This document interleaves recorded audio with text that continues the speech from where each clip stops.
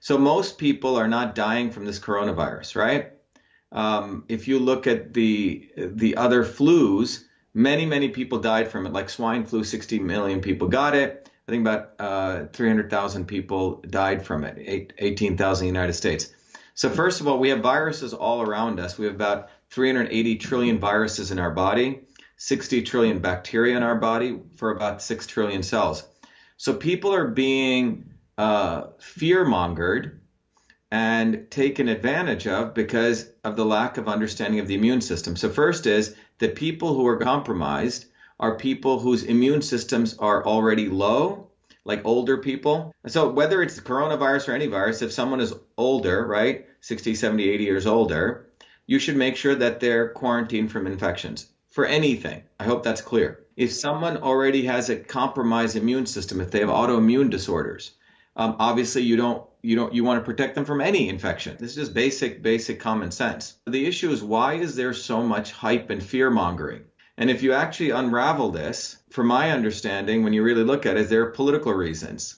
And the political reasons are there's a broader interest in making sure we all get vaccinated, okay? That the only way to solve medical health issues is through the model of vaccinating everyone through pharmaceutical drugs. So if you look at the immune system, there are two main components. I mean, the immune system is a very complex system, which I study. I'm probably one of the leading experts in this because the immune system is complex and you have to study it from an engineering systems approach. Most medical doctors really don't know how the immune system works because their medical training just teaches them pieces, right? But the bottom line is, if you eat foods that are high sugar foods, right, your Hmm. body actually will create toxins that suppress the immune system. And in that case, when you get hit with different pathogens, your body will overreact. Viruses will come and go. Okay. Now, if you have a entire world where people are obese, in the United States, 30% obesity, where people are immunocompromised, dirty air, dirty water, dirty food. This affects our immune system. This is basic. I don't see them calling an emergency the fact that 30%, 20, 30% of the people in the United States are obese now. So, but the larger issue here is that you have big pharmaceutical companies who are actually losing money from pharmaceutical drugs.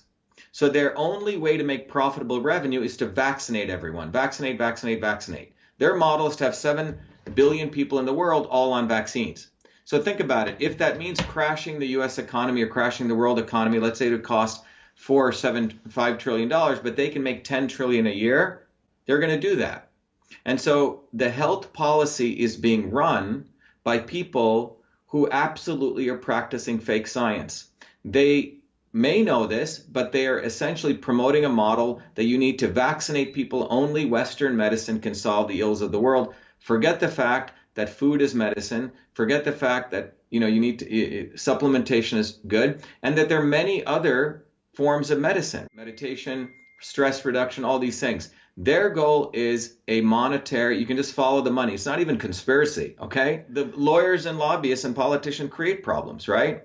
And they create fake problems and they come up with fake solutions. They don't ever come up with real solutions because the real solutions would mean that they have to let go of their own power.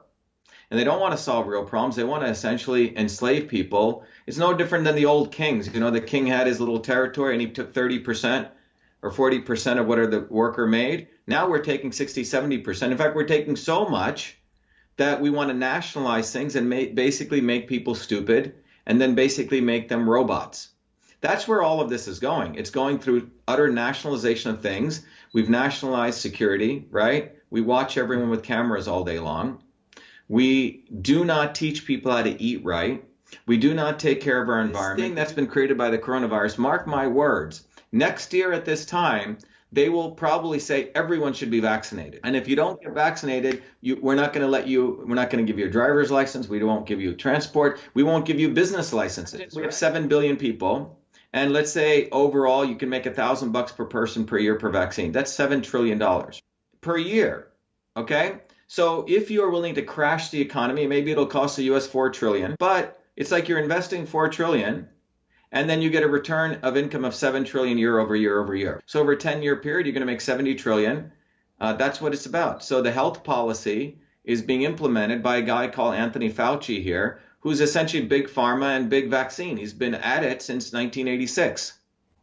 And no one is able to call him on it because he says virologist and an immunologist, and the problem is that I actually know the science, and what he's doing is he's taking advantage of people's ignorance. Look, it's about time people started voting and fighting for people and defending people and supporting people who actually have to solve problems. If you're an engineer, I'm a working class kid. My parents came from India with nothing. I've worked all my life. These politicians don't work.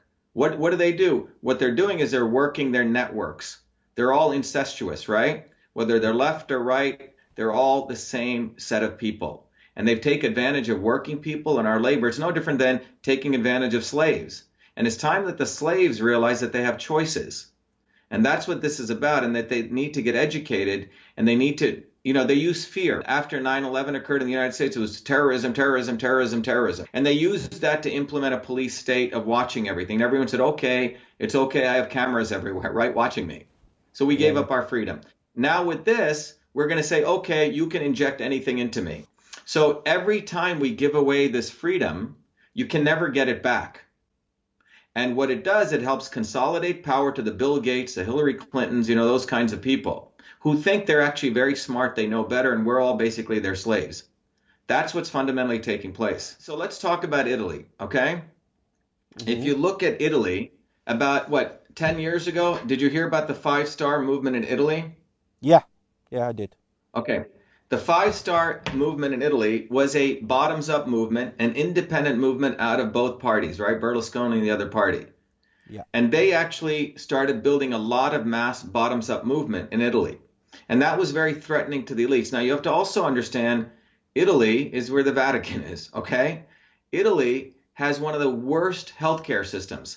Friends of mine who are from Italy that I've worked with at MIT, they said you never want to end up in an Italian hospital, okay? They're horrible. They're like state-run hospitals. It's awful. So if you look at the situation in Italy, how many deaths have been there right now? 4,000. How many people have been infected? 40,000. Right. So that's in that numbers, it's about 10%. And what those 4,000 people died, what is their background? Most of them are old people. Most of them. So as you get older, your immune system gets compromised, whether it's this or any virus. Okay. I think you can look at how many people die of the flu every year globally. Now, they're attributing this to corona. Now, when you get the flu and your immune system's compromised, you're open to many viruses. I don't know if you know that. If you looked at someone who has the flu, they have many different viruses in themselves. If you wanted to solve the problem, you take the people who are older, people who are immunocompromised, fine, protect them. And that should be protected in any case. But then you take the healthy people and let them run the economy, right? And let them start boosting their immune system with vitamin A, vitamin D, and vitamin C, eating proper foods. You don't shut down the entire world. This is unheard of. So the entire concept of this virus kills this person is not true. It's a compromised immune system, meaning that if you don't have the proper infrastructure within your body, your immune system will overreact, okay? And people need to wake up and realize that they need to start using their brains and their common sense, because fear is how fascism comes. So you have fear, fascism, and pharma. That's what we're headed towards. So think about what's going on. People are waking up and they're getting smart. They just need proper education and information. That's what, my mission is. My mission is to educate people. And it's for me, it's very interesting because my whole life has been about health. I grew up in India, in a small village and also in the city, watching my grandmother as a traditional healer. I studied, since when I was 14, I started doing research at a medical school full time. And then I went in and out of MIT understanding systems. And my whole life has been dedicated to health. Separate from that, I've had a deep interest in political systems. So for me, it's very interesting because both are converging at a time when I've been a fighter, on these other areas in politics, but deeply, deeply contributing and interested in the immune system, etc. So I think it's all good. It's just people need to realize that they need to understand that their choices, what choices they do, will determine their future. And it's really time for people to get out of their ways, overcome their fear, and start realizing what are they going to put inside themselves and who are they going to vote for and elect. That's really, it's all up to them. There's more of us than them. That's what people need to realize, okay? Otherwise, we can be brainwashed.